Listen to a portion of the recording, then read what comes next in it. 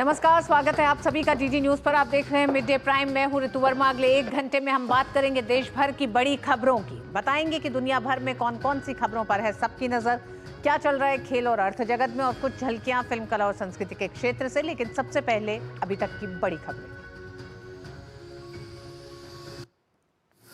पूर्वांचल के लोगों के खिलाफ अरविंद केजरीवाल की टिप्पणी के विरोध में भाजपा कार्यकर्ताओं और समर्थकों का जोरदार प्रदर्शन। पूर्वांचल सम्मान मार्च में लिया हिस्सा।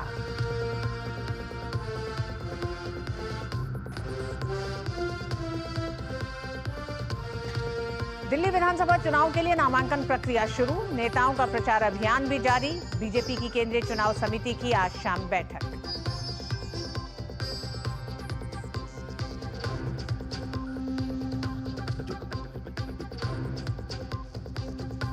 छत्तीसगढ़ के बीजापुर में 13 हार्डकोर नक्सलियों ने डाले हथियार। सरेंडर करने वालों में मध्य प्रदेश और महाराष्ट्र के इनामी नक्सली भी शामिल।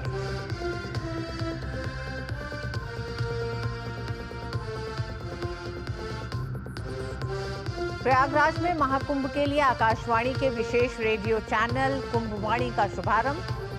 103.5 मेगाहर्ट्ज पे मिलेगी महाकुंभ की हर जानकारी। मुख्यमंत्री योगी आदित्यनाथ ने प्रसार भारती की सराहना की।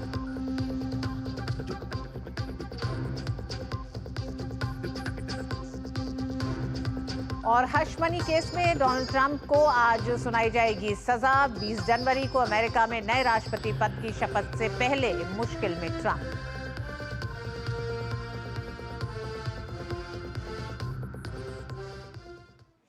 पूर्वांचल के लोगों के खिलाफ अरविंद केजरीवाल की टिप्पणी के विरोध में भाजपा कार्यकर्ता और समर्थक विरोध प्रदर्शन कर रहे हैं। भारी संख्या में पहुंचे कार्यकर्ताओं ने अशोक रोड से अरविंद केजरीवाल के आवास तक पूर्वांचल सम्मान मार्च निकाला। अरविंद केजरीवाल के फिरोशा रोड स्थित आवास के बाहर धरना प्रदर्शन कर रहे हैं। भारतीय जनता पार्टी कार्यकर्ता और समर्थक विरोध प्रदर्शन पर काबू पाने के लिए दिल्ली पुलिस ने भाजपा कार्यकर्ताओं पर वाटर कैनन का इस्तेमाल किया। इस दौरान दिल्ली पुलिस ने भाजपा कार्यकर्ताओं और समर्थकों को हिरासत में भी लिया है। दरअसल अरविंद केजरीवाल ने फर्जी वोट को लेकर पूर्वांचलियों पर सवाल आरोप लगाए थे, जिसके बाद केजरीवाल की टिप्पणी को लेकर भाजपा हमलावर है।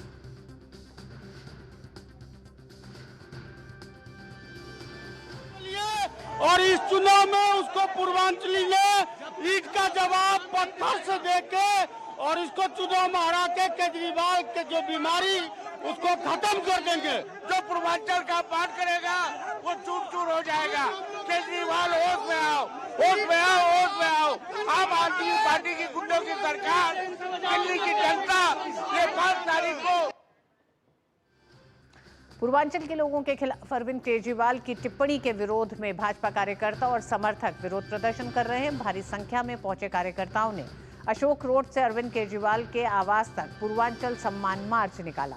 अरविंद केजरीवाल के फिरोशा रोड स्थित आवास के बाहर धरना प्रदर्शन कर रहे हैं। ये तमाम कार्यकर्ता और समर्थक विरोध प्रदर्शन पर काबू पाने के लिए दिल्ली पुलिस ने भाजपा कार्यकर्ताओं पर वाटर कैनन का इस्तेमाल किया है।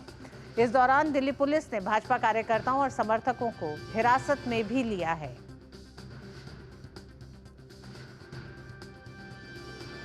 दरअसल अरविंद केजरीवाल के फर्जी वोट को लेकर पूर्वांचलियों पर सवाल और आरोप लगाए थे, जिसके बाद केजरीवाल की टिप्पणी को लेकर भाजपा हमलावर है।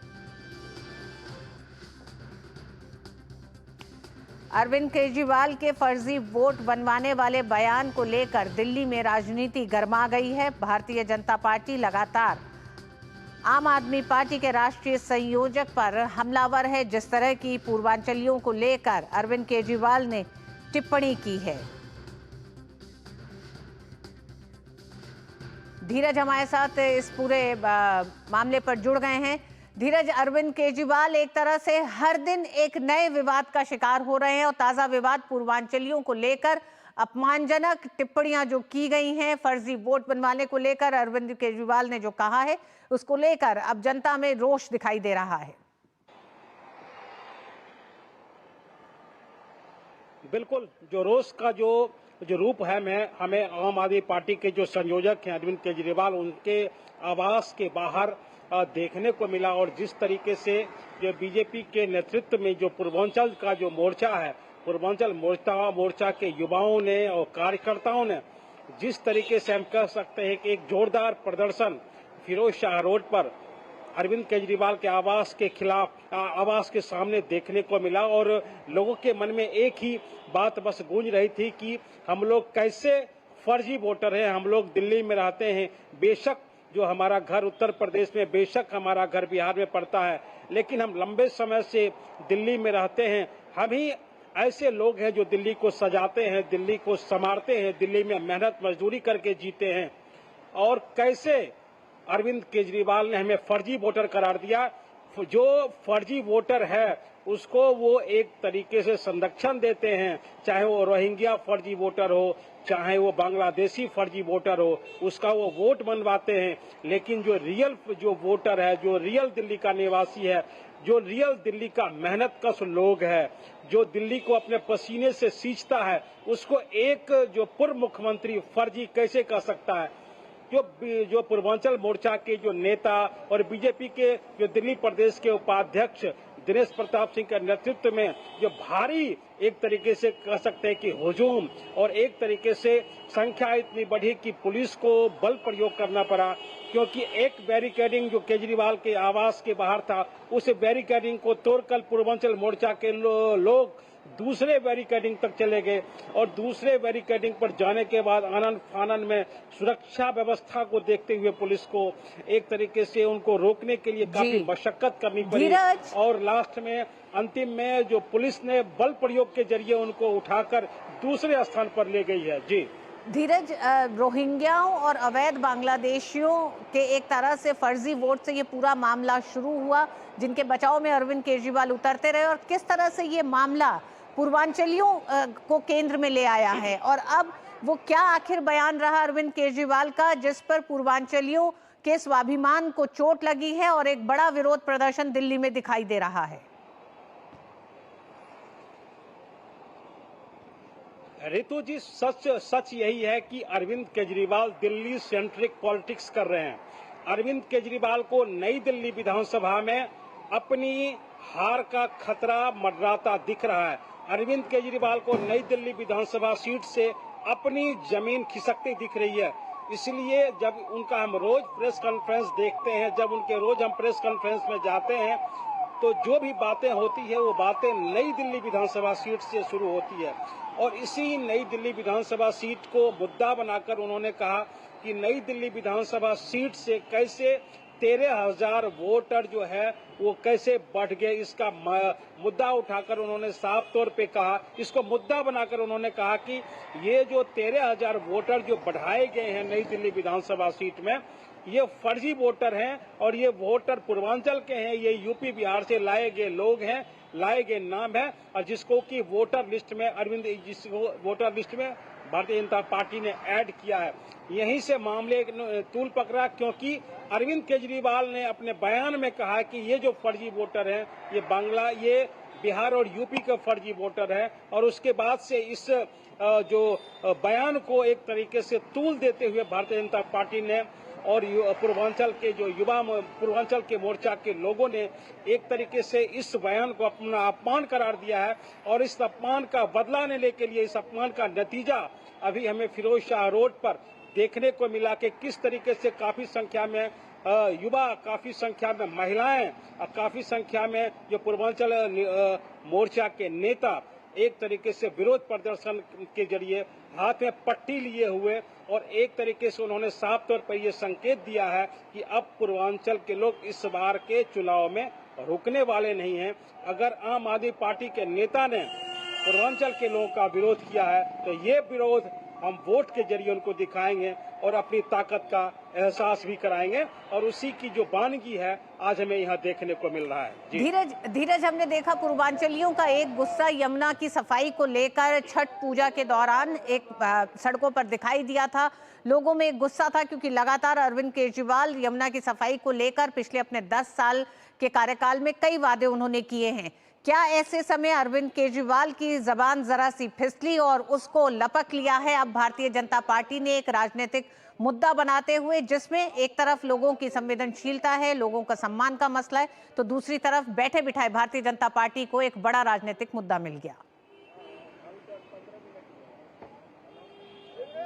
देखिए, जो अगर हम छठ पूजा की बात करें तो पूर्वांचल के लोगों के लिए जो सबसे बड़ा पर्व होता है, जिसको कि वो महापर्व बोलते हैं, वो होता है छठ महापर्व। और छठ महापर्व में उनको कैसे एक सुनिश्चित तरीके से वो पूजा होती है और उसके लिए घाटों की व्यवस्था सुनिश्चित करने की जरूरत पड़ती है।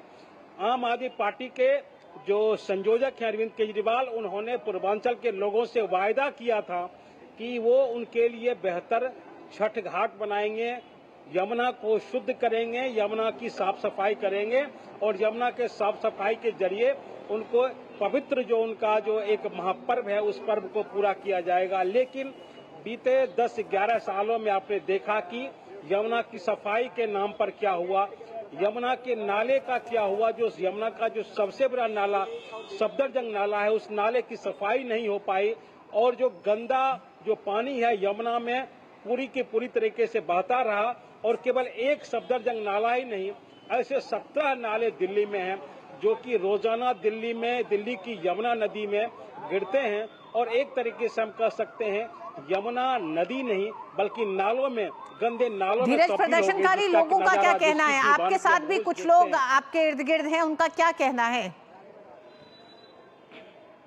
देखिए, ये जो पूर्वांचल मोर्चा के लोग हैं, इसमें इतना एक तरीके से अपमान की इतनी भावना है, इतना जोश है, इतना उत्साह है। और अभी देखिए ये हमारे पीछे आके खड़े हुए हैं।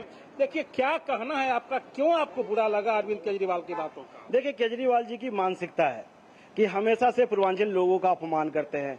पूर्वांचल की आस्था का जो प्रतीक है छठ महापर्व, उस पे वो बयानबाजी करके जो है वो गलत र्यूमर फैलाने का काम करते हैं और यमुना की सफाई नहीं करते। अरे भैया साहब, मैंने कई बार आप लोगों को वोट दिया, पूर्वांचल के लोगों ने वोट दिया। आप काठ की हांडी जो से एक बार चलती है, 2 बार चलती है, तीसरी बार नहीं चलने वाली है। आपने 2015 में भी कहा था, उसके 19 में भी कहा कि हमने यमुना की सफाई करके सभी पूर्वांचल वासी जाएंगे। हम छठ महापर्व को अपनी माता मानते हैं और उसके लिए हमारा जो स्वाभिमान है वो जागृत रहता है। और हम लोग यमुना के किनारे पहले भी व्यवस्था थी, लेकिन आपके समय में ये आपने क्यों नहीं किया जी? जब केंद्र सरकार आपको पैसा देती है फिर भी यमुना की सफाई नहीं करते। वहां जब माताएं बहने के लिए जब डुबकी लगाने के लिए जाती है, उनको कई प्रकार की बीमारियां हो जाती है, 2-2, 3-3 महीना तक ग्रसित रहती है। तो आप इस तरह से किस प्रकार से आपका जो सोच है पूर्वांचल के लोगों का विकास करने का, एक तरफ नरेंद्र मोदी जी जो है सो दिल्ली में आवास देने का काम करते हैं, आप यहाँ पे रोकने का काम करते हैं। आप हेल्थ योजनाएं यूपी बिहार में लागू है लेकिन यहाँ पे नहीं है। आप आखिरकार क्यों नहीं करते? इस तरह की आपकी मानसिकता कब तक रहने वाली है? पूर्वांचल के लोगों के साथ विश्वासघात क्यों करते हैं? आप क्यों नहीं राशन कार्ड के लिए सबको बनाते? राशन की जरूरत सबसे ज्यादा झुग्गी झोपड़ी में रहने वाले पूर्वांचल के लोगों का है। वो इस शहरों को बनाने का काम किया है। आप उसको कहते हैं फर्जी वोटर। भाई, ये दादागिरी नहीं चलेगी आपकी। आप इस प्रकार की मानसिकता नहीं चलेगी। आपको सोचना चाहिए, जिसने आपको राजा बनाया है, आप कहते हो कि मैं महाराजा हूं। भाई, राजा हूं। जी हाँ, तो लोकतंत्र में राजा कोई भी हो, लेकिन जनता तय करती है कि राजा क्या करेगा क्या नहीं करेगा। और यही कारण है कि आज की तारीख में जनता के बीच रोष है और खासकर पूर्वांचलियों को लेकर अरविंद केजरीवाल की जो टिप्पणी रही है उससे काफी आहत दिखाई देते हैं पूर्वांचली। उनका यह भी कहना है कि काठ की हांडी बार बार नहीं चढ़ती है। एक लंबा वादा 10 साल का अरविंद केजरीवाल ने यमुना की सफाई का किया था, जिस पर आज तक कुछ नहीं हुआ है। देखना दिलचस्प होगा, दिल्ली के चुनाव कई तरह के नए बड़े मुद्दों के साथ हर दिन दिलचस्प होते जा रहे हैं। धीरज हमारे साथ बने हुए हैं। धीरज, जनता में गुस्सा भी है, साथ ही साथ जनता अरविंद केजरीवाल के 10 साल के कार्यकाल का आकलन भी कर रही है। पूर्वांचलियों से जुड़े मसले तो बहुत हैं, लेकिन पूरे जो 10 साल के जो वादे रहे हैं अरविंद केजरीवाल को, उसको लेकर भी जनता में गुस्सा दिखाई देता है। बिल्कुल, देखिए इनके दिल में एक दर्द तो है, क्योंकि आपने उनके स्वाभिमान को ललकारा है।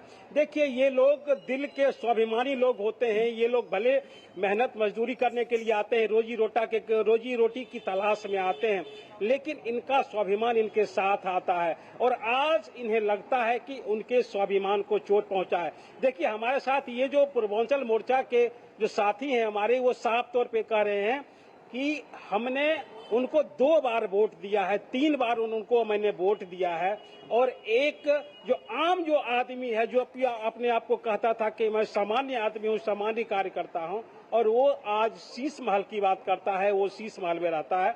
तो उन्हें लगता है कि उनके साथ जो वायदे किए गए, उनके साथ जो विश्वासघात हुआ है, उनके वायदों का विश्वासघात हुआ है, उनके साथ बहुत सारी चीजें जुड़ी थी। इनके बच्चों की शिक्षा जुड़ी थी, इनके परिवार की स्वास्थ्य की समस्याएं जुड़ी हुई थी, इनके लिए शुद्ध पानी की व्यवस्थाएं जुड़ी हुई थी, इनके लिए यमुना नदी जो कि हमारी आस्था का प्रतिबिंब है वो जुड़ी हुई थी।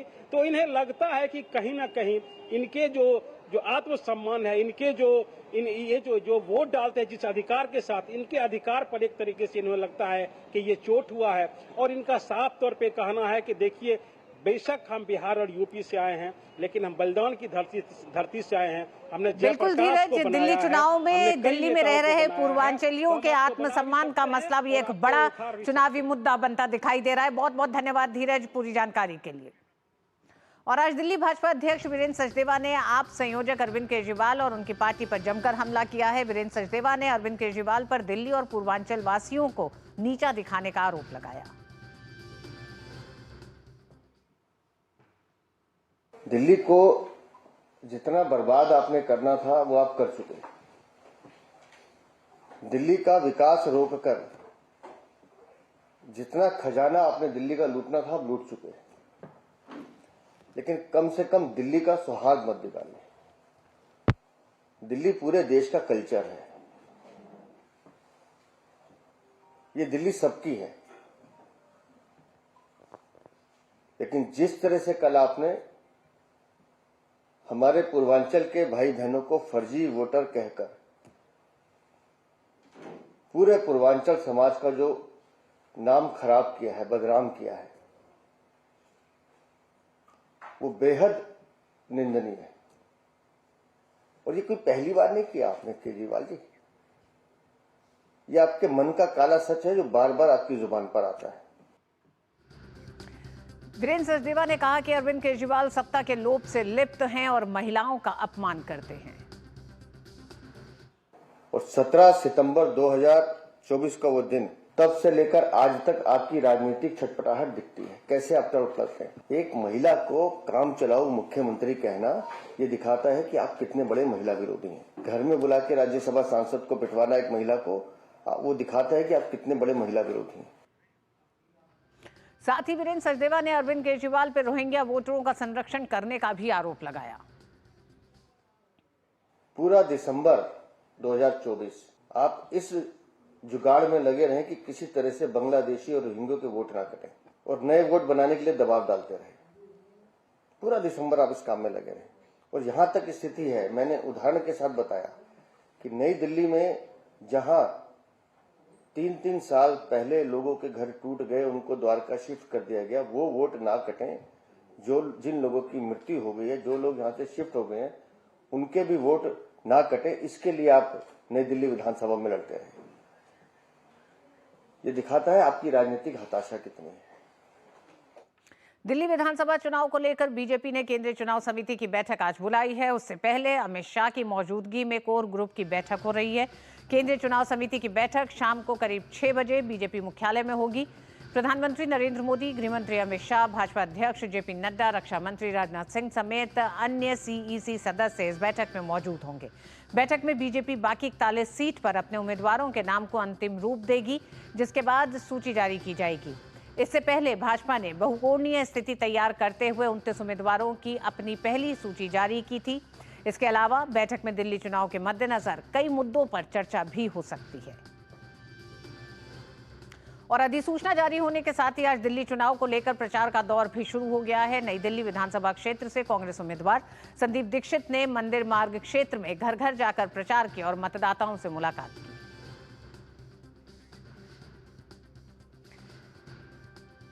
70 सीटों की विधानसभा, दिल्ली की एक हॉट सीट नई दिल्ली विधानसभा सीट है, जहां से अरविंद केजरीवाल तीसरी बार चुनाव लड़ेंगे और उनको दोहरी चुनौती इस बार इस सीट से मिल रही है। कांग्रेस के उम्मीदवार संदीप दीक्षित, तो वहीं दूसरी तरफ भारतीय जनता पार्टी के उम्मीदवार प्रवेश वर्मा अरविंद केजरीवाल को बड़ी चुनौती इस सीट पर दिखाई दे रहे हैं। संदीप दीक्षित ने आज से प्रचार अपना शुरू कर दिया।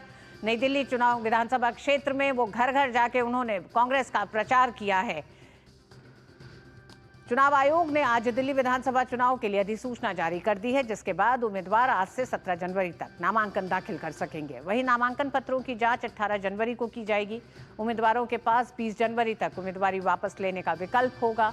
जिन सीटों पर राजनीतिक दल अपने प्रत्याशी घोषित कर चुके हैं, वहां आज से प्रचार अभियान में भी तेजी आएगी। इस बार दिल्ली में आम आदमी पार्टी, भाजपा और कांग्रेस के बीच कांटे की टक्कर है। दिल्ली में 5 फरवरी को एक चरण में चुनाव होगा और 8 फरवरी को मतगणना होगी।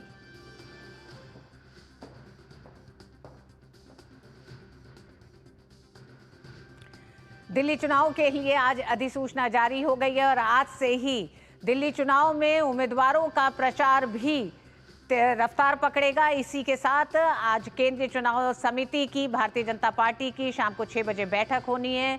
बीजेपी ने अभी 41 उम्मीदवारों की घोषणा नहीं की है। उम्मीद की जा रही है कि आज की बैठक के बाद 41 उम्मीदवारों की भी घोषणा हो जाएगी। छत्तीसगढ़ के बीजापुर जिले में 13 हार्डकोर माओवादियों ने पुलिस के सामने सरेंडर कर दिया है। सरेंडर करने वालों में 13 लाख के इनामी नक्सली भी शामिल हैं। जिन नक्सलियों ने हथियार डाले हैं उनमें सीसीएम उदय और कटकम सुदर्शन का गनमैन शामिल है। आत्मसमर्पण करने वाले माओवादी मध्य प्रदेश और महाराष्ट्र के गोंडिया डिवीजन में सक्रिय रहे। हथियार छोड़ने वालों को शासन की ओर से पुनर्वास नीति के तहत सुविधाएं दी जाएंगी। फिलहाल सभी को नगद राशि 25,000 दी गई है। सरेंडर करने वाले नक्सलियों में एसीएम एओबी कटाम शामिल हैं। शासन की ओर से इस पर 5 लाख का इनाम रखा गया था। मुन्ना ककेम, सुखराम हेमला के अलावा 1 लाख का इनामी नक्सली देवे मड़कम उर्फ चांदनी, 1 लाख का इनामी नक्सली नंदू अवलम भी हथियार डाल चुके हैं। और इस बड़ी खबर पर CRPF, DRG, STF, cobra, Bastar fighter के संयुक्त प्रयासों से क्षेत्र में नवीन कैंपों की जैसे जैसे स्थापना हो रही है और नियत निर्णय के तहत विकास की योजना जैसे ही इन क्षेत्रों में पहुंचती जा रही है, तो इनसे प्रभावित होकर माओवादियों ने आत्मसमर्पण किया है। आत्मसमर्पण करने पर इन्हें उत्साहवर्धन हेतु छत्तीसगढ़ शासन की आत्मसमर्पण एवं पुनर्वास नीति के तहत 25-25 हजार रुपये नगद प्रोत्साहन राशि प्रदान की गई है। और छत्तीसगढ़ के दुर्ग से हमारे साथ इस खबर पर जुड़ गए साथी संवाददाता सोमेश पटेल। सोमेश, नक्सलियों ने आत्मसमर्पण किया। कल हमने देखा कई नक्सलियों को मुठभेड़ में एक तरह से धराशाही किया गया। ऐसे में जो 48 घंटे पहले नक्सलियों का एक बड़ा हमला था, उसके बाद ये जो 2 घटनाएं हुई हैं, इन्हें आप किस तरह से देखते हैं? क्या नक्सलियों पर दबाव पड़ा है या फिर नक्सलियों को इतने बड़े हमले को, कायराना हमले को अंजाम देने के बाद एक डर और खौफ था कि जिसके बाद आत्मसमर्पण किया है आज नक्सलियों ने?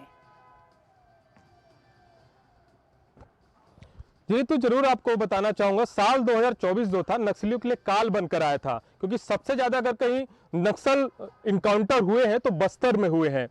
छत्तीसगढ़ सरकार पुनर्वास नीति चला रही है और पुनर्वास नीति के तहत शासन की योजनाओं को जो आत्मसमर्पण नक्सली हैं उन्हें लाभ में मिलता है। जिस तरह से आज छत्तीसगढ़ के बीजापुर जिला में 13 नक्सलियों ने आत्मसमर्पण किया और ये जो नक्सली थे काफी खूंखार नक्सली माने जाते थे। इनके ऊपर 5 से 6 लाख रुपए का इनाम था और बताया गया है कि महाराष्ट्र और मध्य प्रदेश के कैडर से ये जुड़े हुए थे।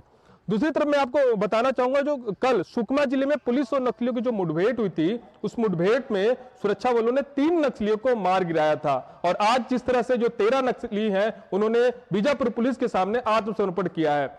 मैं आपको बताऊं, बस्तर का जो क्षेत्र है काफी घोर नक्सल प्रभावित इलाका है। इस इलाके में जो सुरक्षा बल के जवान हैं नक्सल प्रभावित इलाकों में घुसकर लगातार नक्सलियों को खदेड़ने का प्रयास करते हैं, लगातार नक्सलियों का इनकाउंटर करते हैं।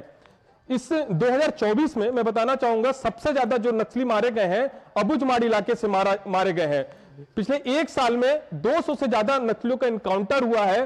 800 से ज्यादा नक्सली गिरफ्तार हुए हैं और 1500 से ज्यादा नक्सलियों ने आत्मसमर्पण किया है।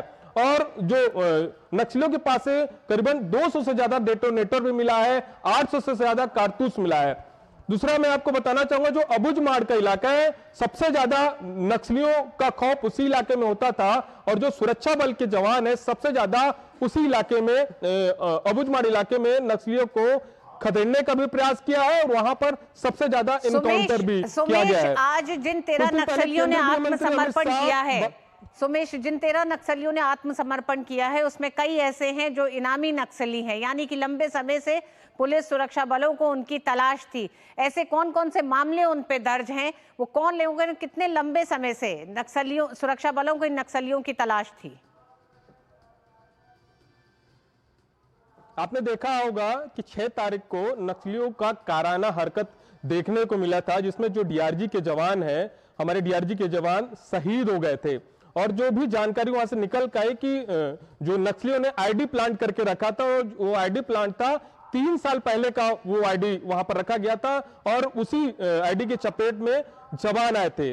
दूसरी तरफ जो आज बीजापुर जिले में जो 13 नक्सलियों ने सरेंडर किया है, आत्मसमर्पण किया है, इनके ऊपर जो नक्सल प्रभावित इलाकों में लगातार इनके ऊपर कई तरह के आरोप थे। जिस तरह से बस्तर पुलिस के सामने इन्होंने आत्मसमर्पण किया है, जैसे महाराष्ट्र का जो इलाका है, महाराष्ट्र का इलाका भी, उस इलाके में इन्होंने पुलिस और नक्सलियों की मुठभेड़ में ये लोग शामिल थे और इनके ऊपर लाखों रुपए का इनाम था। तो कहीं ना कहीं जो छत्तीसगढ़ सरकार की पुनर्वास नीति है, पुनर्वास नीति के तहत सरकार की योजना का जो आत्मसमर्पण जो नक्सली कर चुके हैं उनके ऊपर योजना का लाभ भी मिल रहा है। दूसरी तरफ सरकार ने साफ तौर पे कहा है कि जो नक्सली है आत्मसमर्पण करें, सरकार की नीतियों से जुड़े, मुख्य धारा में आए, नहीं तो उनको गोली का जवाब गोली से दिया जाएगा। तो इसी का नतीजा भी है कि पिछले 1 सालों में सबसे ज्यादा इनकाउंटर बस्तर इलाके में हुआ है, बीजापुर, कांकेर इस इलाके में हुआ है और सबसे ज्यादा जो कैंप है, जो अबुझमाड़ का इलाका है, इस इलाके में कैंप खुल रहे हैं। नक्सली चाहते हैं कि इस इलाके का विकास ना हो,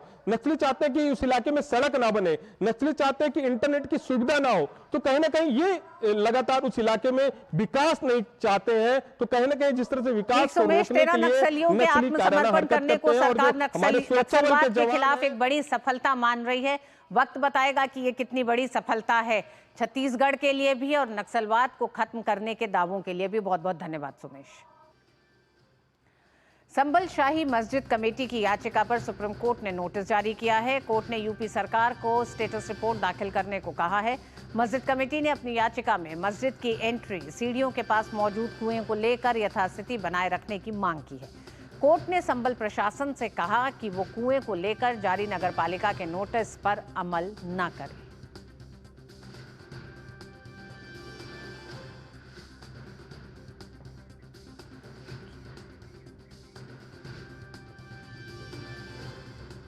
पीएम मोदी ने हाल ही में एंटरप्रेन्योर निखिल कामत को इंटरव्यू दिया है।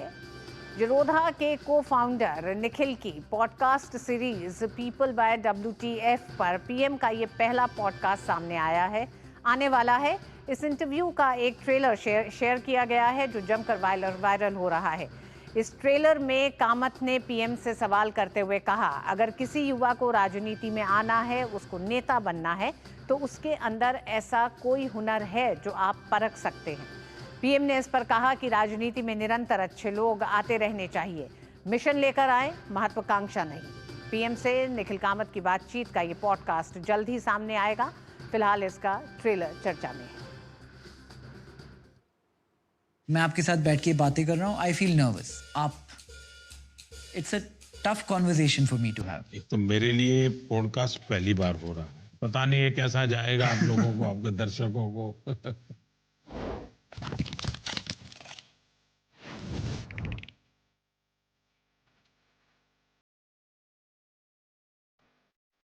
Along the way today, we will try to draw parallels between politics and entrepreneurship. इन दोनों में से बहुत सारी ऐसी similarities हैं जिसके बारे में किसी ने अब आज तक बातें नहीं की है। तो सर मुझे माफ कीजिए अगर मेरी हिंदी ज्यादा अच्छी नहीं हो। हम दोनों की ऐसे ही चलेगी। अगर किसी युवा को आज पॉलिटिशियन बनना है तो उसमें ऐसी कोई टैलेंट्स है जो आप परख सकते हैं ऐसे? राजनीति में निरंतर अच्छे लोग आते रहने चाहिए, मिशन लेकर के आए, एम्बिशन लेकर के नहीं। जब मुख्यमंत्री बना, मेरा एक भाषण था और सहज रूप से मैंने कहा गलतियां होती होगी, मुझसे भी होती होगी, मैं भी मनुष्य हूँ, मैं कोई देवता थोड़ा हूँ। ऐसा लग रहा है कि आज पूरी दुनिया वॉर की तरफ चल रही है। Should we be worried about what is happening in the world? इस क्राइसिस के समय हमने लगातार कहा है कि हम न्यूट्रल नहीं है। मैं लगातार कहता हूं, मैं शांति के पक्ष में हूँ। और सर, अगर मैं आपसे एक सवाल पूछूं कि एज पीएम आपका सेकंड टर्म फर्स्ट टर्म से कैसे अलग था? पहली टर्म में तो लोग मुझे भी समझने की कोशिश करते थे और मैं भी दिल्ली को समझने की कोशिश कर रहा था। पहले और दूसरे टर्म में As somebody who grew up in a South Indian middle class family, बचपन से ये कहा गया था politics is a dirty place. ये इतना इनग्रेन हो गया हमारी साइकी में कि ये बदलना बहुत मुश्किल है। तो हम जैसे लोगों के लिए आप क्या करेंगे? कि अगर आप जो कह रहे थे वही होते तो आज आप यहाँ नहीं होते।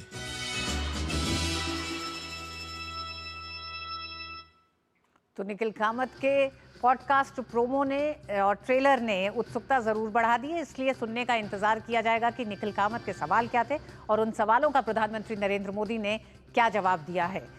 वक्त एक छोटे से ब्रेक का, मिड डे प्राइम में।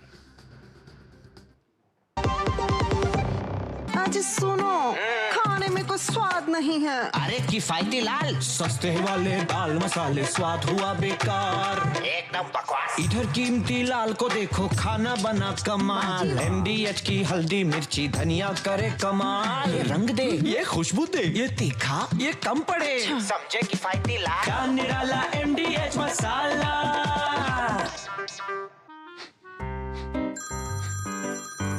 सर, आपका KYC अपडेट करना है, नहीं तो अकाउंट और ATM कार्ड ब्लॉक हो जाएगा। सावधान, सावधान। 2.5 करोड़ का इनाम मुझे। देखिए, अनजाने कॉल्स, फर्जी ईमेल्स, लिंक्स और जाली ऐप से अपना पिन, OTP, पासवर्ड कभी भी किसी के साथ शेयर न करें। आप रहेंगे सावधान तो नहीं होगा नुकसान। RBI कहता है, जानकार बनिए, सतर्क रहिए।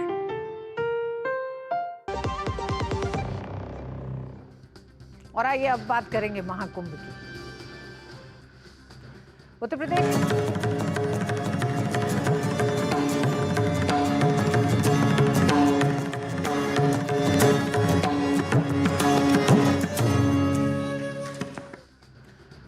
के मुख्यमंत्री योगी आदित्यनाथ ने सर्किट हाउस प्रयागराज में महाकुंभ के लिए आकाशवाणी के विशेष कुंभवाणी चैनल FM 103 का लोकार्पण किया। इस अवसर पर केंद्रीय सूचना एवं प्रसारण राज्य मंत्री डॉक्टर एल मुरुगन भी ऑनलाइन माध्यम से कार्यक्रम में शामिल हुए। कुंभवाणी का मकसद दूर दराज में रह रहे लोगों के लिए महाकुंभ का आंखों देखा हाल पहुंचाना है। ये उन लोगों के लिए विशेष रूप से लाभदायक होगा जो कुंभ में भाग लेने के लिए प्रयागराज नहीं आ सके हैं।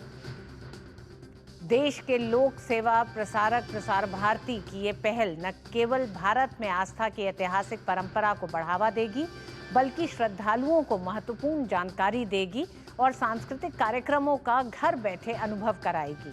कार्यक्रम को संबोधित करते हुए मुख्यमंत्री योगी आदित्यनाथ ने प्रसार भारती को धन्यवाद देते हुए कहा कि हर बार प्रसार भारती ने महाकुंभ की जानकारी दी है। योगी आदित्यनाथ ने कहा कि कुंभवाणी चैनल श्रोताओं के बीच लोकप्रियता बढ़ाने का काम करेगा। योगी ने कहा कि आकाशवाणी ने सदैव एक लोक प्रसारक की भूमिका निभाते हुए भारतीय सांस्कृतिक धरोहरों और परंपराओं को बढ़ावा दिया है। कार्यक्रम में प्रसार भारती के चेयरमैन डॉक्टर नवनीत कुमार सहगल, मुख्य कार्यकारी अधिकारी गौरव द्विवेदी, आकाशवाणी की महानिदेशक डॉक्टर प्रज्ञा पालीवाल गौड़, दूरदर्शन की महानिदेशक कंचन प्रसाद और अन्य वरिष्ठ अधिकारी गण उपस्थित रहे। समय की इस प्रतिस्पर्धा के अनुरूप अपने आप को तैयार करना और दूर दराज के क्षेत्रों में जहां पे कनेक्टिविटी के इश्यू होते हैं, वहां पर बहुत सारी ऐसी चैलेंजेस थी। उन चैलेंजेस को भी ध्यान में रखते हुए FM चैनल ने, प्रसार भारती के FM चैनल ने 2013 में भी, 2019 में भी, और आज जब महाकुंभ के इस आयोजन के हम साक्षी बन रहे हैं, इस अवसर पर भी कुंभवाणी के नाम पर इस विशेष FM चैनल को यहाँ पे शुभारंभ करने की कार्रवाई प्रारंभ की है। मैं इसके लिए उत्तर प्रदेश सरकार की ओर से प्रसार भारती को हृदय से धन्यवाद देता हूँ। महाकुंभ शुरू होने में कुछ ही दिन बचे हैं और इसकी कवरेज को लेकर प्रसार भारती ने खास इंतजाम किया है। प्रसार भारती के चेयरमैन नवनीत कुमार सहगल ने महाकुंभ की कवरेज को लेकर जानकारी देते हुए बताया कि महाकुंभ से जुड़े डिटेल कार्यक्रम को जनता तक पहुंचाने के लिए विशेष तौर से टीमें तैयार की गई हैं। स्थिति की पूरी कवरेज के लिए 40 से अधिक कैमरे लगाए हुए हैं। माननीय प्रधानमंत्री जी का जो एक उनका लक्ष्य है, एक डिजिटल स्वच्छ और भव्य दिव्य कुंभ का आयोजन, उसको जन जन तक पहुंचाने के लिए प्रसार भारती विशेष प्रयास कर रहा है। हमारे दोनों, जैसे ये कुंभवाणी का रेडियो चैनल है, इसके साथ साथ हमारा जो DD नेशनल है और DD न्यूज़ है, वो लगातार इसको पूरे कुंभ को, पूरे जो विभिन्न स्नान के उत्सव हैं और जो कुंभ क्षेत्र में अखाड़ों द्वारा जो विभिन्न आयोजन होते हैं, उन आयोजनों को भी उनका सजीव प्रसारण और उनका जो है रिकॉर्डेड प्रसारण, दोनों तरह से वो पूरे कुंभ के समय में चलाता रहेगा। हमने विशेष टीमें लगाई हैं, 4 से अधिक प्रोडक्शन सेंटर और सुविधाएं यहाँ सृजित की हैं ताकि इस सनातन परंपरा को पूरी दुनिया तक पहुँचाया जा सके। और महाकुंभ से जुड़ी तमाम जानकारियों के साथ हमारे साथ जुड़ गए हमारे साथी संवाददाता रामेंद्र सिंह प्रयागराज से। रामेंद्र, सबसे पहले तो कुंभवाणी किस तरह से लोगों तक कुंभ की हर उस आवाज को पहुंचाएगा जो जो लोग यहाँ नहीं पहुंच पाए हैं उन तक भी, और देश के हर कोने तक? देखिए ऋतु, महाकुंभ में ऐसा बहुत कुछ हो रहा है जो लोगों के जानने और सुनने के लायक है। कुंभवाणी जो प्रसार भारती के अध्यक्ष नवनीत सहगल ने कहा कि हम जो हेलीकॉप्टर उड़ेंगे उनमें कैमरे लगा रहे हैं, और जो कुंभवाणी है ये आसपास से लेकर के पूरी दुनिया को यहाँ क्या घट रहा है उसकी जानकारी देगी। लोग जाने कि सनातन धर्म में क्या है, क्यों इस तरह बड़े इतने कार्यक्रम, बड़े आयोजन को किस तरह सफलतापूर्वक आयोजित किया जाता है, किस तरह दुनिया के लोग यहाँ आते हैं। कुंभ में ऐसी क्या आस्था है, क्या विश्वास है कि लोग खिंचे चले आ रहे हैं। कोई अमेरिका से आ रहा, कोई रूस से आ रहा, कोई तमाम अलग देशों से आ रहा, भारत के हिस्से से तो लोग आ ही रहे हैं। तो ये ऐसी क्या आस्था है, वो सारी चीज़ें जानने की हैं। क्योंकि अगर लोग जानेंगे नहीं तो ये परंपराएं टूटेंगी। तो ये जिम्मेदारी लोक प्रसारक होने के नाते प्रसार भारती की है कि वो कुंभ जो वाणी से 103.5 मेगाहर्ट्ज का FM चैनल है, उसके माध्यम से आसपास के क्षेत्रों में और पूरी दुनिया, देश दुनिया तक पहुंचाएगा। ऋतु, रामेंद्र, रेडियो मतलब आज की भागती दौड़ती जिंदगी में रेडियो पर समाचार सुनना, रेडियो पर जानकारियों को सुनना, इसकी लोकप्रियता पिछले 10 साल में प्रधानमंत्री नरेंद्र मोदी ने मन की बात के साथ रेडियो को और ज्यादा जीवंत किया। हालांकि रेडियो कभी भी लोगों के जीवन से बाहर नहीं हो पाया है, उसे एक और नई रफ्तार, एक नया रूप दिया प्रधानमंत्री नरेंद्र मोदी ने। अब कुंभवाणी किस तरह से रेडियो को एक नया सफर के साथ शुरू करने जा रही है? देखिए, मन की बात कार्यक्रम ने रेडियो की जो ऊंचाई है उसको बढ़ाया है। लोगों ने रेडियो की सुनना शुरू किया है और FM चैनल तो आप किसी गाड़ी में जाओगे तो FM चैनल लगा हुआ है। जब लोग जान जाएंगे कि कहाँ से किसको सुनना है, क्या जानना है, तो वो कुंभवाणी सुनेंगे और इससे बड़ा फायदा होगा। कई ऐसी सूचनाएं होंगी जो उनके रास्ते के लिए काम कर जाएंगी, कई ऐसी सूचनाएं होंगी जो उनको क्रिटिकल पोजीशन से निकालने में काम करेंगी। और ऋतु, एक बात बताएं आपको कि कुंभ आस्था, उत्साह, विश्वास और संस्कृति का समागम नहीं है, यहाँ सेवा भी है। हम जहाँ खड़े हैं नेत्र कुंभ कहा जाता है। पिछले जो कुंभ हुआ था उसमें इन लोगों ने 2 लाख लोगों को चश्मे बांटे थे। हमारे साथ ये यूनिट है, हम चाहेंगे कि उनसे बात करें। डॉक्टर साहब, किस तरीके से नेत्र कुंभ का आयोजन किया जा रहा है यहाँ? जैसे आपने कहा, कुंभ में 2019 में 2 लाख लोगों को जांच करके 1.5 लाख तक हमने चश्मा वितरण किया। इस बार महाकुंभ लग रहा है। तो भारतीय परंपरा में कहा जाता है कि सर्वेंद्रियानाम नयनम प्रदानम, इसको आधारित पे हमने इस बार लक्ष्य लिया है कि कम से कम यहाँ आए हुए श्रद्धालुओं को 5 लाख से अधिक श्रद्धालुओं को जांच करेंगे। अगर जिनको भी चश्मा की जरूरत पड़ेगी उनको 3 लाख से अधिक चश्मा वितरण करेंगे। इसके साथ साथ मोतीबिंदी जो प्रिवेंटेबल ब्लाइंडनेस के अंदर आता है, 70% के अधिक जो है इसके पीड़ित अपने देश में है, इनको राहत पहुंचाने के लिए 50,000 से अधिक श्रद्धालुओं को अपने गांव के पास ही निकट 250 से अधिक हॉस्पिटल हमने चिन्हित किया है, वहां भेज के उनको निःशुल्क सर्जरी भी कराया जाएगा।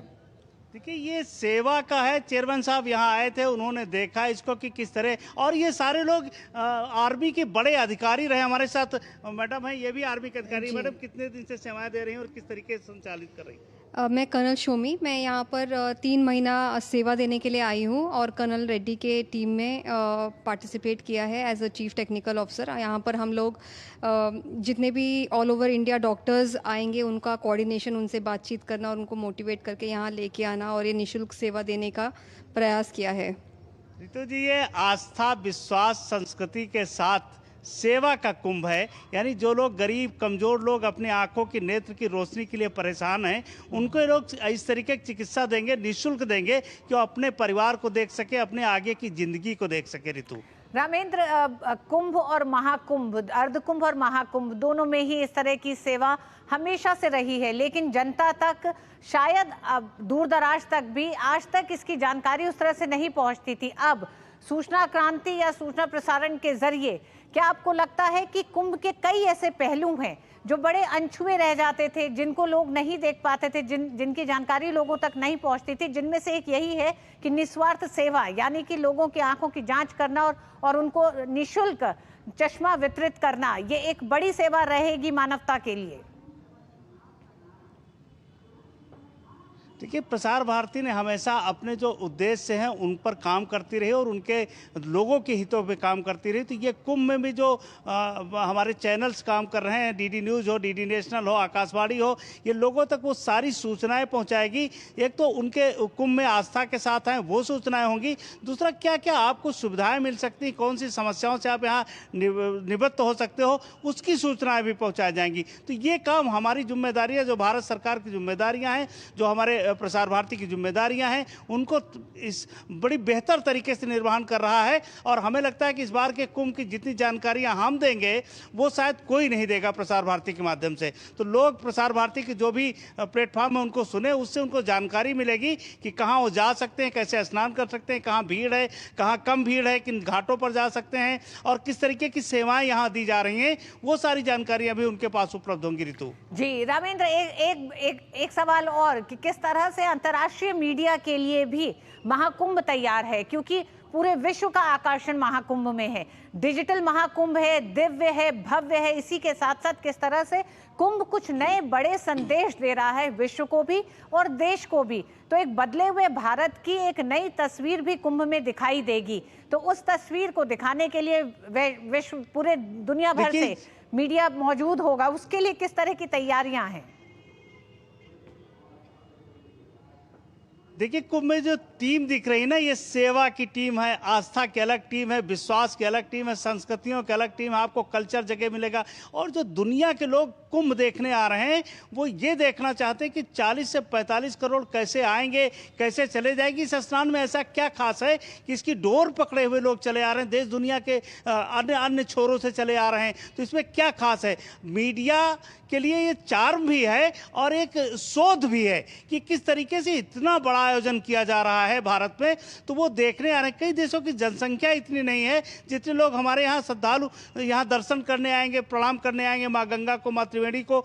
तो वो देखना चाहते हैं कि ऐसा क्या है यहाँ। तो वो शोध भी है उनका। वो शायद इसके बाद शोध करेंगे कि किस तरीके से आयोजन होते हैं और कैसे संस्कृति है को, क्या सनातन संस्कृति कैसे जोड़ती है, कैसे मानवता को जोड़ती है। मुख्यमंत्री ने आज कहा कि जो जात पात की बात करते हैं उससे कुंभ को देखना चाहिए। यहाँ न जात है, न धर्म है, न मजहब है, न पंथ है। यहाँ सब केवल मानवता ही मानवता बिखरी है। जहाँ जाएंगे एक दूसरे की सेवा करते हुए लोग मिलेंगे। तो यही दिखाना चाहती है इंटरनेशनल मीडिया भी यहाँ से। ऋतु, बहुत बहुत धन्यवाद रामेंद्र पूरी जानकारी के लिए महाकुंभ से। और 11 जनवरी को राम मंदिर की वर्षगांठ पर प्रतिष्ठा द्वादशी के अंतर्गत होने वाले विविध आयोजनों को लेकर तमाम तैयारी की जा रही है। रामलला के दर्शन के लिए बड़ी संख्या में श्रद्धालुओं के आगमन को देखते हुए सुरक्षा के इंतजाम किए गए हैं। अयोध्या तीर्थ यात्रा सेवा केंद्र ने आने वाले श्रद्धालुओं के लिए क्या कुछ व्यवस्था की गई है, इसे लेकर इसका जायजा लिया हमारे संवाददाता अजय मिश्र ने। अगर आप श्री धाम अयोध्या आ रहे हैं तो भगवान श्री राम लला के दर्शन के लिए तो जरूर ये आएंगे, और ये समझना जरूरी है कि ये जो स्थान है तीर्थ यात्री सेवा केंद्र का, ये आपके लिए बहुत इंपॉर्टेंट है। इसलिए क्योंकि आप इस तरह की सेवा देख रहे हैं, आप यहाँ देखिए जिस तरह से ये व्हील चेयर सर्विसेज हैं आपको यहीं से मिलेंगी। जो लोग भगवान श्री राम के खुद पैदल चल के दर्शन नहीं कर सकते हैं उनको व्हील चेयर की जो सुविधा है वो यहाँ पे मिलती है। आपको मात्र 150 रुपए का शुल्क चुकाना होता है। और यहाँ पे जो आप लाइन देख रहे हैं वो है सुगम दर्शन की लाइन। इस सुगम दर्शन भी बिल्कुल फ्री है, कोई पैसा नहीं देना होता है, लेकिन जो उसकी सीट्स हैं बहुत ही लिमिटेड हैं, यानी 40 से 45 सीट्स होती हैं सुबह मंगला आरती की, श्रृंगार आरती की और बाद में शयन आरती की। तो आपको इस लाइन में लग करके केवल सुगम आरती का पास अपना आधार कार्ड दे करके बनवाना होता है और उसमें आपको समय मिल जाता है कि आप जाकर के भगवान की आरती का दर्शन कर सकते हैं। 11, 12, 13 3 दिन जब द्वादशी प्रतिष्ठा द्वादशी का जो कार्यक्रम है उसके लिए कोई भी वीआईपी पास नहीं बनेंगे, ये सरकार पहले ही कह चुकी है।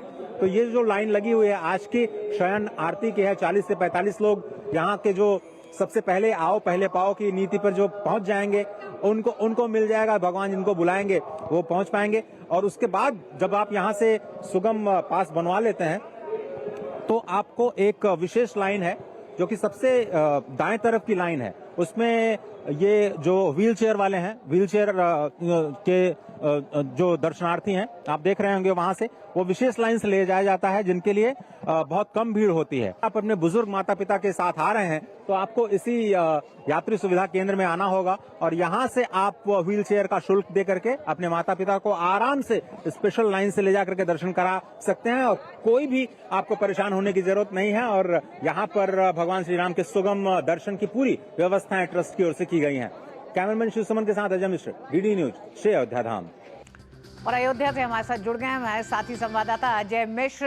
अजय, आप उन सौभाग्यशालियों में से हैं जो पिछले साल 22 जनवरी को भी वहां मौजूद थे और आज भी मौजूद हैं, लेकिन सवाल यह है कि एक साल में कितनी तब्दीली हुई है? क्योंकि हमने देखा था अजय 22 तारीख को, पिछले साल 22 तारीख को जब प्राण प्रतिष्ठा हुई उसके अगले ही दिन 23 और 24 को जब लोगों का बड़ा हुजूम दिखाई दिया श्रद्धालुओं का दर्शन करने के लिए, तो व्यवस्थाएं किस तरह की थी, उनको व्यवस्थित करने में समय लगा। अब एक साल बाद कैसी तैयारियां हैं, कितना व्यवस्थित अब लगता है श्रद्धालुओं के आना और दर्शन करना?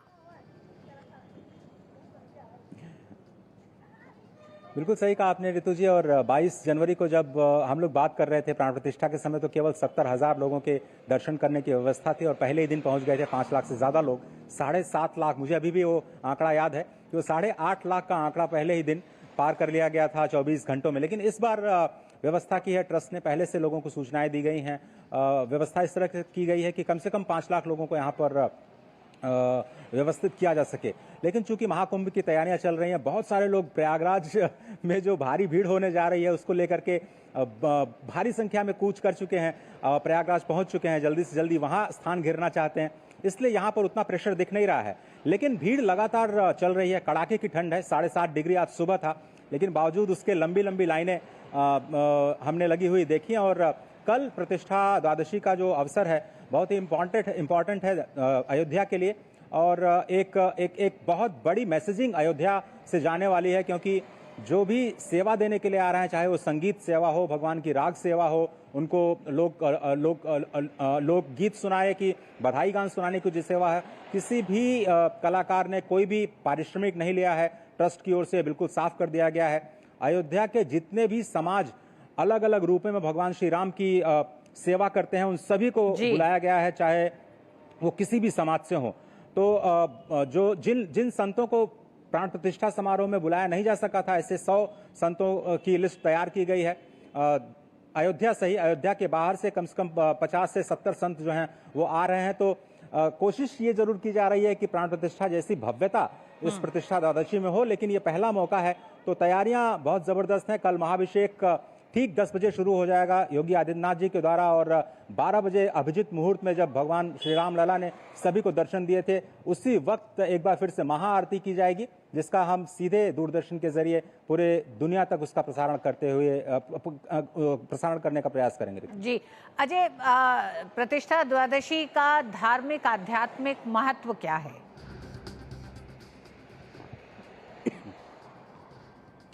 देखिए, जैसा कि आपको पता है कि ये कूर्म द्वादशी का पर्व है, जिस दिन प्राण प्रतिष्ठा की गई थी। कूर्म द्वादशी वही दिन है जिस दिन भगवान कूर्म ने अवतार लिया था। जब समुद्र मंथन हो रहा था तो मंदराचल पर्वत को स्थिर करने के लिए अपनी पीठ पर तो उन्होंने कूर्मा अवतार लिया था और यही द्वादशी का दिन था। तो उस दिन कूर्म रूप में भगवान प्रकट हुए, उनका एक अवतार हुआ था और उसी दिन भगवान श्री राम की प्राण प्रतिष्ठा की गई थी। और इसीलिए 22 जनवरी की जगह इस बार 11 जनवरी को कूर्म द्वादशी का पर्व है। समुद्र मंथन, अमृत मंथन, जैसा कि आप जानते हैं कि महाकुंभ के साथ जुड़ा हुआ है, तो भगवान श्री राम की जो पूरी कथा है वो प्रयागराज के साथ जुड़ती है। तो यहाँ अयोध्या से लेकर के जब उन्होंने अपनी वनवास की यात्रा शुरू की तो सबसे पहले श्रृंगवेरपुर में उन्होंने माँ गंगा पार किया निषाद राज के मदद से, और उसके बाद वो यमुना पार करने से पहले प्रयागराज में भारद्वाज ऋषि के आश्रम में गए और वहां भी उन्होंने भारद्वाज ऋषि से ही कथा गान किया और ईश्वर के कथा के बारे में चर्चा की। तो जो महाकुंभ लगने जा रहा है और जो अयोध्या में प्रतिष्ठा द्वादशी है, मुझे लगता है इन दोनों ही महापर्वों को एक साथ जोड़ कर देखने की जरूरत है। और आपको पता है कि उत्तर प्रदेश की जनसंख्या 30 करोड़ है, लेकिन 40, 45, 50 करोड़ की अनुमानित संख्या है महाकुंभ और अयोध्या में आने वालों की। और ऐसा माना जा रहा है कि 70% लोग जो महाकुंभ जाएंगे वो कभी न कभी अयोध्या के दर्शन करने के लिए बिल्कुल रामलला के दर्शन करने के लिए वो अयोध्या पहुंचेंगे और अयोध्या नगरी प्रतिष्ठा द्वादशी के साथ साथ, जी हाँ बिल्कुल, इतने बड़े धार्मिक पर्व के लिए भी तैयार है। बहुत बहुत धन्यवाद अजय पूरी जानकारी के लिए। और आंध्र प्रदेश के तिरुपति जिले के तिरुमला की पहाड़ियों पर स्थित भगवान वेंकटेश्वर स्वामी मंदिर वैकुंठ एकादशी महोत्सव के अवसर पर जगमगा उठा है। श्री वेंकटेश्वर मंदिर को रंग बिरंगी लाइटों से सजाया गया है। तमिलनाडु में वैकुंठ एकादशी बड़ी धूमधाम से मनाया जा रहा है। रानीपेट में वैकुंठ एकादशी के अवसर पर भक्तों ने श्री प्रसन्ना वेंकटेश पेरुमल मंदिर में पूजा अर्चना की। लोग भगवान विष्णु की आराधना कर रहे हैं। वहीं मदुरई में परमपद वासल खोला गया और भगवान नाम पेरुमल को एक जुलूस में ले जाया गया।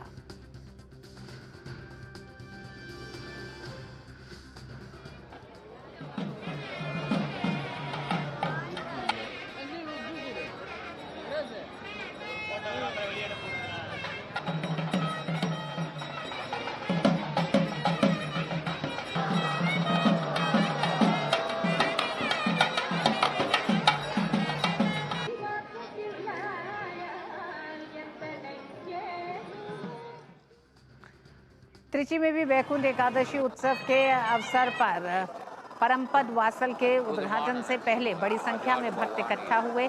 वहीं श्री रंगम मंदिर में भी आस्था का सैलाब उमड़ा।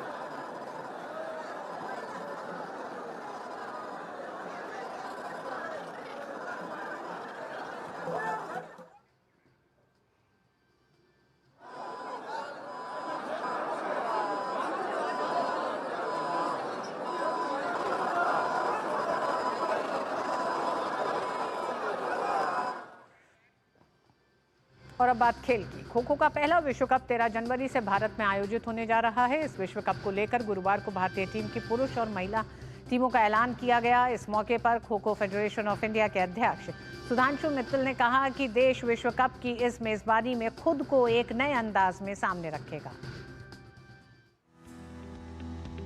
भारत की मेजबानी में होने वाले खो खो विश्व कप को लेकर इन दिनों खेल जगत में हलचल तेज है। भारतीय टीम का पहला मुकाबला 13 जनवरी को नेपाल से होगा। अपनी मेजबानी में देश इस विश्व कप का सरताज बनने के लिए बेताब भी है। गुरुवार को इस कड़ी में kho kho federation of India के द्वारा महिला और पुरुष टीमों का ऐलान किया गया। प्रतीक वायकर भारतीय पुरुष टीम की, जबकि प्रियंका इंगले महिला टीम की कप्तानी करेंगी। इस बार टीमों की जर्सी में विशेष बदलाव भी देखने को मिलेगा। पुरुष और महिला दोनों टीमों की जर्सी पर भारत लिखा होगा। आज हम 55 देशों में हैं। इस साल के अंत तक 90 देश में पहुंच जाएंगे और उसके बाद हमारी जो आकांक्षाएं हैं वो 2030 में एशियन गेम में शामिल होने की और 2032 में ओलंपिक में जाने की हैं। और मुझे पूर्ण विश्वास है कि खेल को देखते हुए, उसकी लोकप्रियता को देखते हुए और हमारे जितना फैलाव है उसको देखते हुए हम इन दोनों मुकाम को पा जाएंगे। टूर्नामेंट 13 से 19 जनवरी तक इंदिरा गांधी स्टेडियम में आयोजित होगा। पुरुष और महिला टीमों को 4-4 वर्गों में बांटा गया है। पुरुष वर्ग की टीमों को 4 ग्रुप में बांटा गया है। भारत, नेपाल, पेरू, ब्राजील और भूटान को ग्रुप ए में रखा गया है। विश्व भर से 39 टीमों के बीच प्रतिस्पर्धा के साथ ये आयोजन खो-खो को अंतर्राष्ट्रीय स्तर पर मान्यता प्राप्त खेल के रूप में सामने रखने में मील का पत्थर साबित हो सकता है। Gaurav Kumar, DD news, Delhi. और मिड डे प्राइम में आज बस इतना ही। डीडी न्यूज पे खबरें जारी रहेंगी। मुझे दीजिए अनुमति। नमस्कार।